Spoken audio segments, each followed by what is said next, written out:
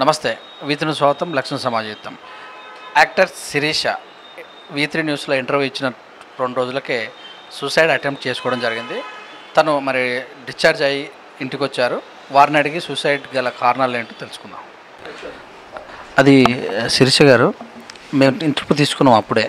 ఒక 2 డేస్ తర్వాత మీరు మరి ఈ సూసైడ్ అటెంప్ట్కు కారణం మేము ఆల్రెడీ చెప్పినాం. అప్పటికే మీరు ఏదైనా ఉంటే పోరాడండి అని కూడా, అయినా కూడా మీరు చేసుకున్నారంటే దీని వెనుక బలమైన కారణం ఉందని మేము కూడా నమ్మడం జరుగుతుంది. ఎలాంటి కారణం? ఎందుకండి అలాంటి బతికి ప్రయోజనం ఏముందని చెప్పండి ఒక మాట. మీకు గత 2 మంత్స్ బ్యాక్ మీకు ఇంటర్వ్యూ ఇచ్చాను. ఇచ్చిన తర్వాత కూడా ఈమె ఎవరు మాకు తెలియదు. పర్టికులర్గా ఏంటంటే నాకు ఇండస్ట్రీలో బ్రతకాలి, ఇండస్ట్రీలో క్యారెక్టర్లు చేసుకోవాలని నాకు ఒక ఆశగా, ఒక ఆర్టిస్ట్గా ఉంది. ఉన్న తర్వాత కూడా ఇలాంటి అలిగేషన్స్ పెట్టి తిన చేయాల్సిన పని ఏంటి, తిన చేయకూడదు, తినకి వేషాలు రాకూడదు, క్యారెక్టర్స్ రాకూడదు అని గట్టిగా కొంతమంది నా తర్వాత ఇలా పోరాడుతుంటే నేను బ్రతికి ప్రయోజనం ఏముందని చెప్పండి. ఎందుకంటే నాలాంటిది ఉండడం వేస్ట్ అనే అనుకున్నాను. ఇంకా నాకు న్యాయం జరగదు. ఈ డబ్బు ఉండాలి, లేదంటే రాజకీయ పలుకుబడన్నా ఉండాలి. ఇండస్ట్రీలో ఒక అమ్మాయి బతకాలి అంటే బట్ ఆ రెండు లేని అమ్మాయి బతుకు ఇలా ఉంటుంది. నాకు ఇప్పుడు గత నేను ఇంటర్వ్యూలు ఇచ్చినవి కూడా నా ఇంటర్వ్యూలు కాల్ చేసి తీపించేస్తున్నారు కూడా. బట్ వాళ్ళకి ఇంపార్టెంట్ ఇస్తున్నప్పుడు మీడియా వాళ్ళు కూడా నాకేముంటుందండి చెప్పండి. అక్కడికి నన్ను ఎంతగానో ఆదరిస్తుంది. ఆ ఇండస్ట్రీ నన్ను పట్టించుకోకపోయినా మీడియా మిత్రులు ఒక తోబుట్టుగా పట్టించుకుని తను ఏంటమ్మా మీ ప్రాబ్లం ఏంటి అని అడిగి తెలుసుకుని మరి నాకు హెల్ప్ చేశారు. దానికి చాలా కృతజ్ఞతలు చెప్తున్నాను మీడియా వారందరికీ. కానీ ఎందుకు చెప్పండి, నేను బతకాల్సిన పనే ఉంది. ఏదో లక్కీగా ఆ టయానికి మా పిన్నిగారు అబ్బాయి నన్ను తీసుకెళ్ళి అడ్మిట్ చేసి కిమ్స్లో చేసి జరిపించడం వల్ల ఇవ్వండి రిపోర్ట్స్ బతికి బయటపడ్డాను. కానీ ఏం ప్రయోజనం ఉంది? ఎవరైనా పట్టించుకుంటున్నారో చెప్పండి. అంటే ఏమీ లేని అమ్మాయి పరిస్థితి ఇంతే కదా. మాలాంటి వాళ్ళు బతకడం వేస్ట్ అనే నా మనసుకు నేను అనుకుంటున్నాను. నా వరకు నేను అనుకుంటున్నాను, వేరే వాళ్ళ సంగతి నాకు తెలియదు. నా వరకు నేను అనుకుంటున్నాను. ఎందుకంటే చూస్తున్నారు మీరు, గత ఎన్ని ఇంటర్వ్యూల్లో నేను మొరబెట్టుకున్నాను. కనీసం ఇండస్ట్రీ పెద్దలు ఎవరైతే ఉన్నారో వాళ్ళన్నా కనీసం నేను ఏదైతే నా ఆవేదన వ్యక్తం చేసుకుంటున్నాను వాళ్ళైనా ముందుకు వచ్చి కానీ అమ్మ మేము ఉన్నాం శిరీష క్యారెక్టర్లు చేసుకొని, నాకు జరిగిన లైఫ్ సంగతి నేను పట్టించుకోవట్లేదండి.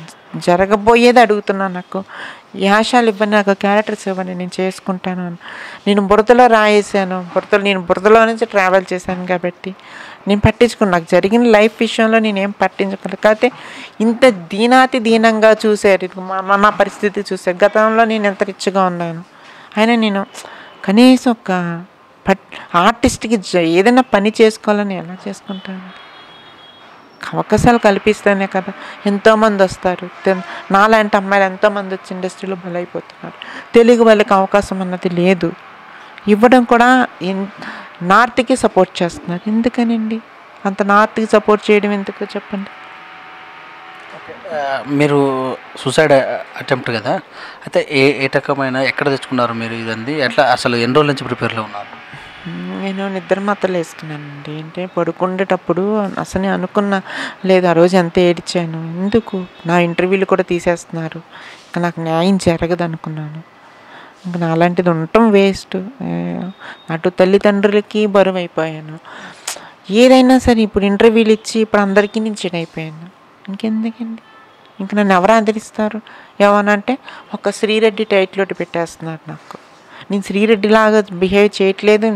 నేను చాలా సాఫ్ట్ ఉండే. నేను ఏంటంటే ఇస్తే చేసుకునేదాన్ని, ఒకరిని అడిగేదాన్ని కూడా. అలా అయితే గతంలో రవిబాబు పెట్టిన మెసేజ్లు అప్పుడే నేను కాలర్ పెట్టి నిలదీసి మీడియా ముందుకు వచ్చి నాకు జరిగిన అన్యాయం ఇదేంటి అని ఎక్స్ప్లెయిన్ చేసుకునేదాన్ని. కానీ కాదు, నాది కొంతమంది అంటే రకరకాలుగా ఉంటారు. కొంతమంది కొడితే తిరిగి కొట్టే వాళ్ళు ఉంటారు, కొడితే తుడుచుకుపోయే వాళ్ళు ఉంటారు. నాది సెకండ్ క్యారెక్టర్, నాది తుడుచుకుపోయే క్యారెక్టర్. నాకెందుకులే పట్టించు. మరీ అతి మంచితనం కూడా మంచిది కాదేమో ఇలాంటి పరిస్థితికి రావడానికి కారణం అది. మరి ఎవరన్నా సినీ ప్రముఖులు ఎవరైనా వచ్చి మందలించడం కూడా జరిగిందా? తెలంగాణ ఫిలిం అధ్యక్షుడు ఉన్నారు, ఆయన ఆర్కే గారు. ఆయన పలకరించారు, ఫోన్ చేశారు. నీకు ఫ్రీగా మేము కార్డు ఇస్తాము మా ఛాంబర్ తరపుని, మా దాంట్లో యాంకర్గా నువ్వు చేసుకో తల్లి అన్నారు. మహానుభావులు ఆయనకి నిజంగా నేను ఎంతో రుణపడి ఉంటాను. ఆయన పలకరించారు. సో ఇంకా మీడియా వాళ్ళు కానీ, ఇంకా శ్వేతారెడ్డి గారు కూడా ఏదో నా గురించి ఏదో మాట్లాడారని వీడియో విన్నాను. తను ఇంకా కొంతమంది ఆర్టిస్టులు ఫోన్ చేశారు, అలాంటి పిచ్చి పనులు చేయకమ్మా, నీకు ఎందుకు, మేము ఉన్నాం సపోర్టు, అప్పారావు గారు కానీ ఇంకా చాలామంది చేశారు. ఇంకా ఫిలిం ఛాంబర్ చెప్పి కొత్త కమిటీ ఏదో వచ్చిందంట, దానికి రామ్మని రికవర్ అయిన తర్వాత నీతో మాట్లాడతాము, డెఫినెట్గా నీకు న్యాయం జరుగుతుంది అని అన్నారు. బట్ నాకు అన్ని మీద నమ్మకం లేదండి.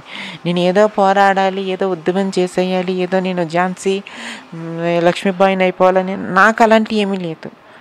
నేను అడుగుతా, నేను బతికిన ట్రావెల్లో, నేను చేసిన ఇండస్ట్రీలో ఉన్నాను, నాకు ఇంత చోటు కల్పించమని ఇండస్ట్రీ పెద్దలు ఎవరైతే ఉన్నారో, ఇప్పుడు పెద్దలుగా జీవిత గారు కానీ నరేష్ గారు కానీ ఉన్నారు, దయచేసి నా తల్లిదండ్రులకు వాళ్ళకే చెప్తున్నా, చేతులెత్తి జోడించి దండం పెడుతున్నాను, అంత అవకాశం కల్పించమని అడుగుతున్నాను.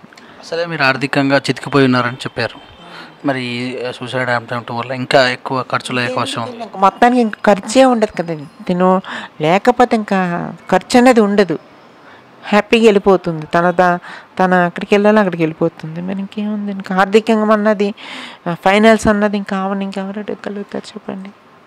అలా అని కూడా నాకు అవకాశాలు కల్పించమని అడుగుతున్నాను. కానీ రవి లాంటి వాళ్ళు కానీ, తేజ గారు లాంటి వాళ్ళు కానీ, తన రఘు అని తను ఇలాంటి రకరకాల మంది అంటే కనీసం మానవత దృక్పథం అన్నా లేదా, అడగాలి. తను ఎందుకు సూసైడ్ చేసుకుని, ఎందుకు తన చావు బతుకుల్లో ఉందో, ఎందుకో కనీసం మరీ ఇంత ఇంత ఇంత రాక్షసంగా ప్రవర్తిస్తున్న ఇండస్ట్రీలో నేను బతుకుతున్నాను. కానీ అందరూ అలా ఉండరనే అనుకుంటున్నాను, మరి ఇలా జరుగుతుంది. ఇప్పుడు ఎలా ఉంది మరి పరిస్థితి, మీ పరిస్థితి? డిశ్చార్జ్ అయ్యాను, కొంచెం నీరసంగా ఉంది, కొంచెం పర్వాలేదు. డాక్టర్ గారు 7 యాంటీబయాటిక్ కోర్స్ రాసి ఇచ్చారు, ఇన్ఫెక్షన్ కాకుండా స్టమక్లోని. ఓకేనండి, ఇప్పుడు కొంచెం పర్లేదు. మరి మీ పేరెంట్స్ కానీ మరి ఎవరైతే మీరు ఉంటున్నారో వాళ్ళందరూ ఇలా ఆమె కోపరేట్? మా మదర్కి ఇంకా తెలియదండి, ఏమి ఇంటర్వ్యూలు చూస్తే తెలియదు, నేను ఎవరికి చెప్పలేదు. ఇదే మీకు కూడా ఎలా తెలిసిందో నాకైతే తెలియదు. మరి మీరు వచ్చి ఇంటర్వ్యూ అడుగుతున్నారు, తీసుకుంటున్నారు, నేను ఎవరికి తెలియదు. అలా అనుకుంటే నేను డైరెక్ట్ గతంలో నా ఇంటర్వ్యూలో ఛాంబర్ ముందు నేను సూసైడ్ చేసుకుంటానని గట్టిగా చెప్పాను. తిన ఛాంబర్ ముందు చేసుకుంటే ఒకరోజు పెడతారు నా డెడ్ బాడీ, సింపతి చూపిస్తారు, అయిపోతుంది. ఇంకా దాంతోపాటు నేను నార్మల్గా పోతే ఏంటి, అలా పోతే ఏంటి, ఇలా అనుకుని నేను ఇంట్లో చేస్తాను. ఓకే, మొత్తం మరి ఇంకెన్ని రోజులు అంటే మీరు రికవర్ అవుతారు అనుకుంటారు? అంటే కోర్స్ ఇచ్చారు 5 days, అవి అయితే ఇంకా అయినట్టు మళ్ళీ ఒకసారి వచ్చి కలవమన్నారు. థ్యాంక్ యూ అండి, మీరు త్వరగా రికవర్ అవ్వాలని, మరి ఎన్నో అవకాశాలు కూడా రావాలని కోరుకుంటూ థ్యాంక్ యూ. ఇదండి మరి యాక్ట్రెస్ శిరీష గారు అటెంప్ట్ సూసైడ్ తర్వాత, మరి డిశ్చార్జ్ అయిన తర్వాత మరి అటెంప్ట్ గల కారణాలు ఏందో తెలియజేశారు. చూస్తున్న విధంగా కెమెరామ్యాన్ చిన్నతో మీ సురేష్ దండం.